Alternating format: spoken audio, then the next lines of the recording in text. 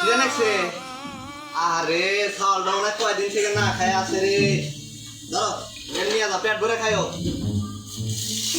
এই হলো দিলাম, নিয়ে যা খাইও। দুটো চিপস দিলাম, খাইও যাও। এই করে জানা গে এই করে দেব না ও আমসে এই করে দে এই করে দিয়ে দিতে দাদা এই করে দেখে ও যা এটা দোকান তো নিয়ে যাই দোকান না তুই না আমি মালিক কে আপনি কি কোন কথা নাই দোকানে হ্যাঁ তুই যে এই জমাতে তুই বলছিস এটা করছিস এটা দিছু এটা দিছু দিলে না খাই আছে মেলা দিন।